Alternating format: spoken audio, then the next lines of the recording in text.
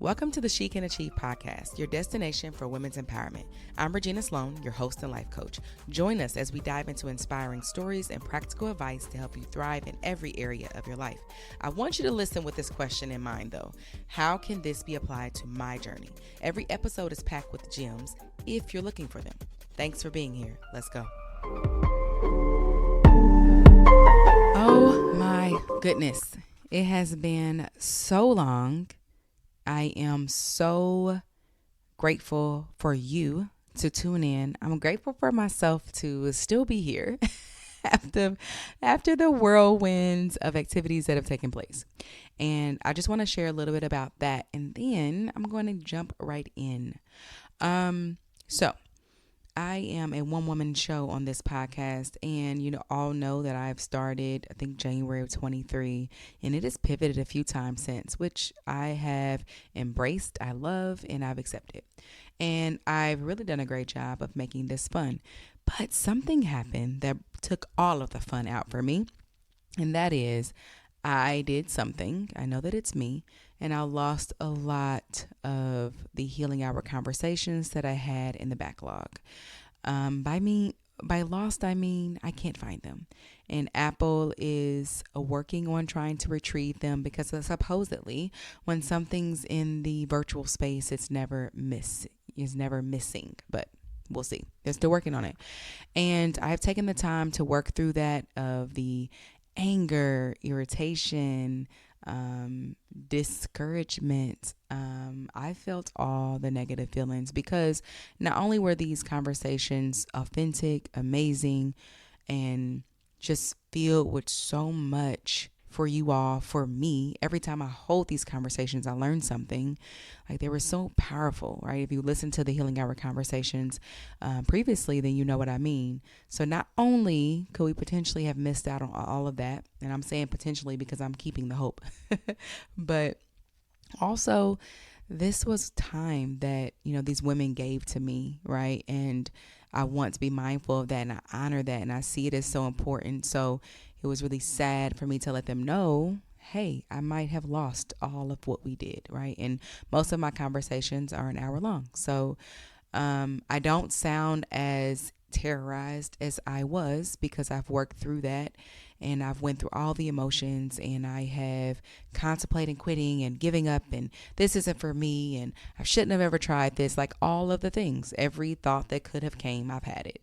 And so I wanted to talk today about the top 3 things that came to mind when I thought about how to keep going. Now, there are many different ways and different concepts, and I'm going to just share 3 that came to mind when I thought of what would be most powerful, because what I also am pivoting is to create shorter episodes, not only for myself and to help me show up, to give me more time and space to show up for you all and not quit the podcast, because I don't want to. I really enjoy having these conversations and creating this space to help you all on your journey, but also for your time, because I also like shorter episodes. So how I thought it would be in January of 23, when I finally, went ahead and moved forward with something that I had been so scared about doing, it has pivoted to be something so much bigger. And so thank you for all of that. And I truly appreciate your time, your kind words, your patience. And for the women who have been in my Healing Hour conversations, much gratitude to you. You continue to change women's lives every time someone hits play, every time it's shared. Another reason why I love the podcast, because we record once, but it goes on forever. So thank you. And a really, really humble apology, hopefully apology, but then also finding the podcast episodes that, I may have lost, and I felt a lot of shame around that. So just wanted to publicly apologize about that and say thank you also to those women who have all been understanding. And I truly appreciate that. And it's helped me to navigate if something like that were to happen, to me, how I want to show up too. So thank you so much. And let's dive right into today's episode. So when I was thinking about this, obviously I'm thinking of, what can I come back and talk to you all about? That is near and dear to my heart currently. And that is, how do you keep going after things don't work out, after what you may call a failure? after experiencing something that, you didn't think that you would experience, and no longer feeling as though you want to keep moving on. Now, this could be, for me, it was a podcast. For me, it's been my business. Like, there's been a lot of fails that I've had, even in my nursing career, right? Just like not getting jobs that I wanted. My weight loss journey has not been easy for me. Parenting, I have really been dealing with some super heavy emotions with my teen daughter that I'm causing myself, and having to see myself in the mirror and work through those, right? And navigate, a lot of this that is new to me, because my son, we didn't have certain issues that I have with my daughter now, and just navigating that. So I'm thinking of that. So I want you to be thinking, for you, what is it, right? Is it a business that you wanted to start, or you have started and it's difficult? Is it a relationship, whether that be romantic, platonic, your children, right? At work, right? Things aren't going the way that you want them to go. Having conversations, any goals that you may have that you just keep feeling like you're failing, I think that this will be beneficial to you. So just keep that, hold that in your mind, whatever that might be, when you think of what is that thing that I really want to keep going and I don't know how, or I gave up and I don't feel good about it and I want to keep going. And the three things that stood out for me was, first, acknowledge what's happening. And this is so important, because if we don't do this, and you probably have already experienced this, where you just bulldoze past something, right? You fail, something didn't work out the way you wanted to, you experience major heartbreak, all of these negative emotions and negative experience. And it's like, gotta go, gotta move on, right? I don't have time for that. I'm too busy. I got other things to do. And I see this a lot with my clients and with myself in the past. And it still shows up, of wanting to just, I'll just worry about that later. Or, it just happens. And just not acknowledging what happened. How am I thinking about it? How am I feeling about it? And the reason why you want to pause and acknowledge that is not to, we're not coming from a space where we want to indulge and woe is me and self-pity and all of that, or blaming either, right?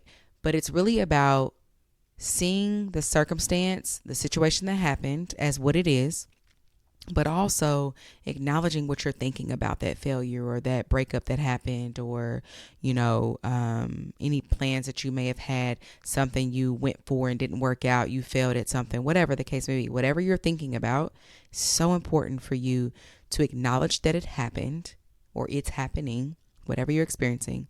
And then what are you thinking about that? And the reason why that's so important is because our thoughts create our feelings drive our actions, and those actions create our results.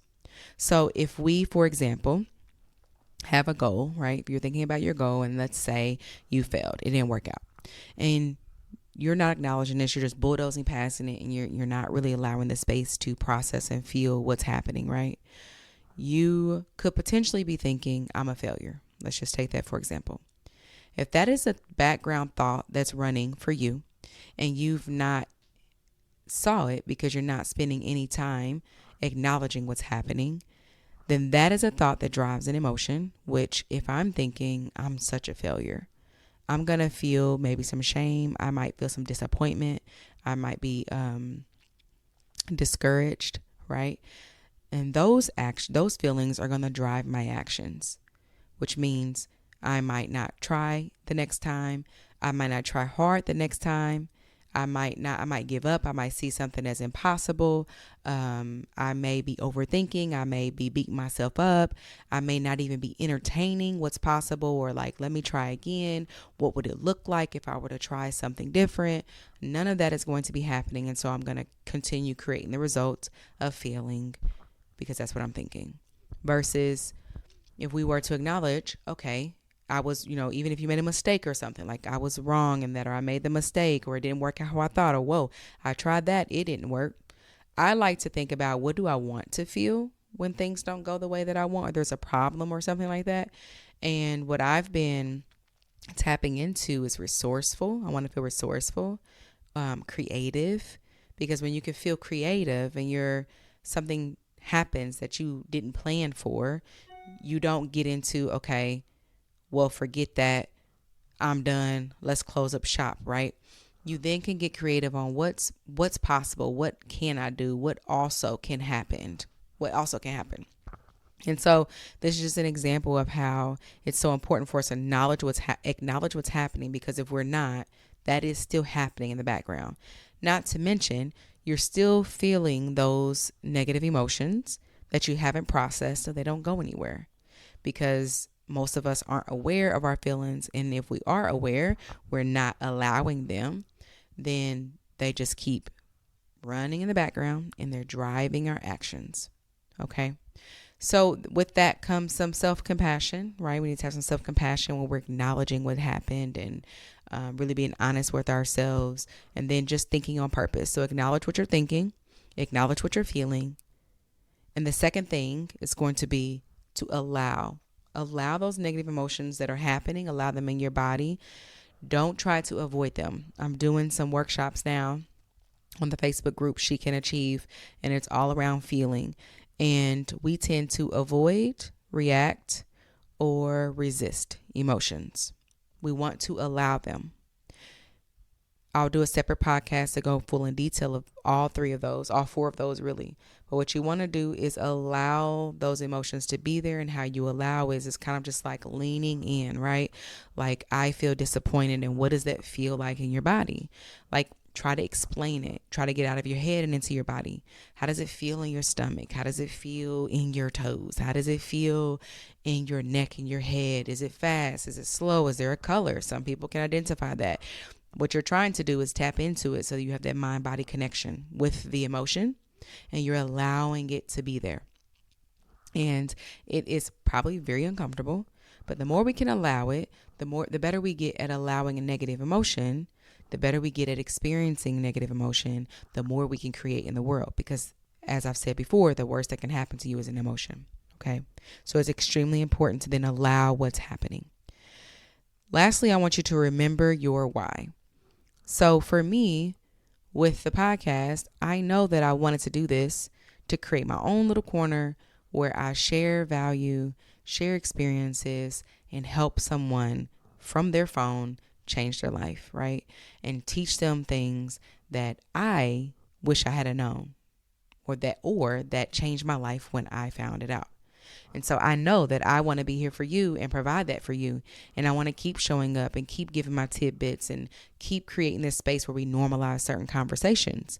So by me remembering that allowed me to tap into, okay, I know that's my why. Where do I want to go from here? I know I don't want to give up. I know I don't want to quit. I know I want to continue showing up. So if I know that's what I want to do, how can I get myself to there? And so to run it back, when you remember your why and you know what it is you want to do and how you want to proceed, you then can tap back into, like I said in the beginning, those thoughts and feelings. If you know you want to keep going, what do you need to think in order to do that? How do you need to feel in order to be resourceful? I apologize for whatever keeps happening with the background of my computer. It's this third time. It's quite annoying to me.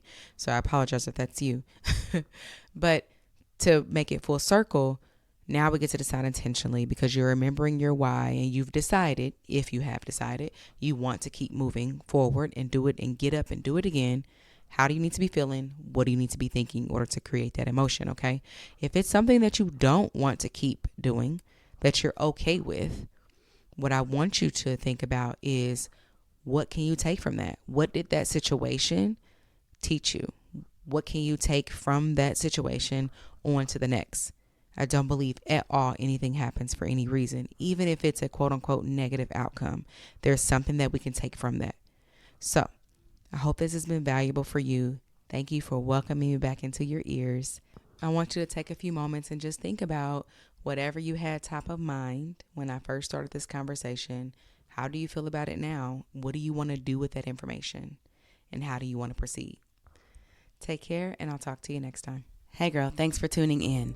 If you love this and you want to take this work deeper, definitely reach out to me and let's schedule your free 1-hour consult. We will dive deep into everything you have going on, where you are, where you want to be, and clearly how I can help you get there. Super simple, no obligation, only space for deep transformation. I would love to hear from you. I'll leave my email in the show notes and also links where you can connect with me on social. Be blessed, and I'll talk to you next time. Bye.